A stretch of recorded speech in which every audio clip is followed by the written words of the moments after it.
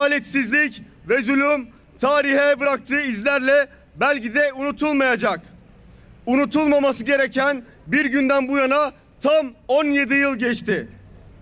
Bugün dönüp de sürece baktığımızda 28 Şubat'ta mağdur durumunda olan milletimizin refahının, haklarının ve özgürlüklerinin o günlere göre ne kadar değiştiğinin farkındayız. Hatta fazla gelen bu rahatlığın oluşturmuş olduğu rehavetin de farkındayız.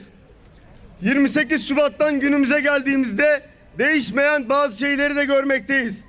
Suçu tespit edilemeyen ama yıllardır zindanlarda hayatı geçen Salih Mirza Beyoğlu. Malatya'da düzenlenen operasyonda gözaltına alınan, yıllardır ihtimale binaen cezaevinde tutulan Milli Türk Talebe Birliği'nin Malatya Başkanlığını yapmış Zekeriya Şengöz ve MTTB'li Fahri Memur.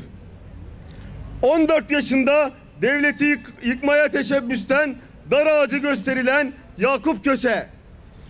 Çektikleri haksız cezanın yeterliliğine inanılmayan Umut davası mağdurları hala 28 Şubat'ın izlerini günümüze taşımaktadırlar. Müslüman gençlik engellenemez.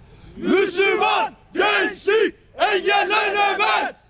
Müslüman gençlik engellenemez.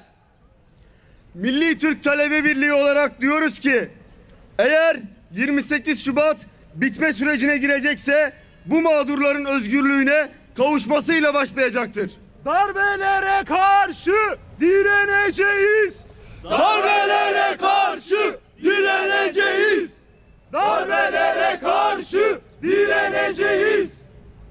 28 Şubat döneminde asker, yargı ve medya ile birlikte darbenin işbirliğini yapan YÖK'ün kapatılmasını Milli Türk Talebe Birliği olarak yıllardır dile getirmekteyiz. Ülkemizi geriye götüren 28 Şubat gibi yaşadığımız birçok sorunun çözümü olarak gördüğümüz yeni anayasanın bir an önce yapılmasını da istiyoruz. Milli Türk Talebe Birliği 28 Şubat'ın bir daha yaşanmasını istemediği gibi izlerinden bir an önce kurtulmak istiyor. İslami hareket engellenemez.